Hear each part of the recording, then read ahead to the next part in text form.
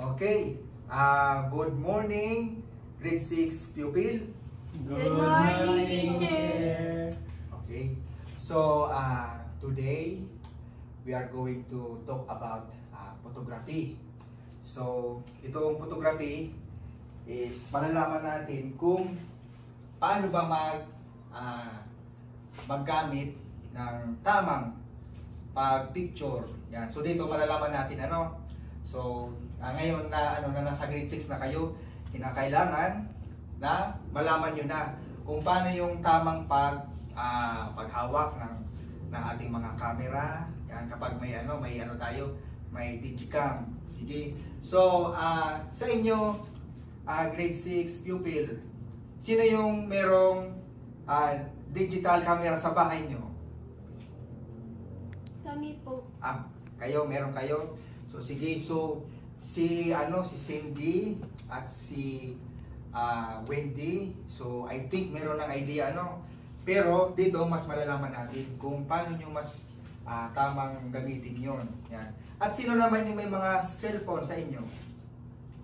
Yan, kayong lahat meron na kayo Yan, so ibig sabihin love na love kayo ni mama at papa nyo kasi may cellphone agad kayo. Yan. Pero sa cellphone, di ba may meron diyan? Camera, di ba? May mga camera na. Yan. So magagamit din natin 'yan. Pero dito mas maano natin kung paano yung paggamit sa digicam, sa digital camera. Okay. Sige. So dito sa sa klase natin, so bago tayo mag-proceed sa pinaka-lesson natin about photography, so ito yung classroom rules natin. Okay? So, number 1, ano yun? Gerald, pwede pabasa? Si Gian. Ano yung number 1? Listen carefully. Yan. So, dito, kinakailangan makinig kayo kay teacher. Number 2, Jerry, ano yung number 2? Be kind and respect. Yan. So, kinakailangan maging respectful tayo sa ating mga classmate. Yan. Kung ano yung naging opinion ng nyo, so kinakailangan huwag nyong pagtawanan. So, ganyan. Dapat tayo, Sa number 3, kay Wendy, pwedeng pabasa? Tell teacher for any concerns. Yan. Kung halimbawa, may may gustong sabihin, so pwede kayong lumapit kay teacher. Yan, kung ano yung gusto nyong sabihin. Kung may hindi kayo naintindihan, so pwede kayong magtanong. Yan. Sige, sa number 4, pwede pabasa kay Cindy. Recite.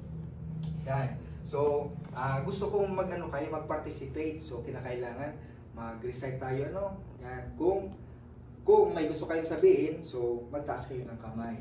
Number 5, kay kay Gian. Cleanliness. Yan, so maintain cleanliness. So kinakailangan panatilin natin na malinis yung classroom natin. So bagay dito sa sa lesson natin, at mamaya magkakaroon tayo ng activity na gagawin. So hindi naman tayo masyadong magkakalat.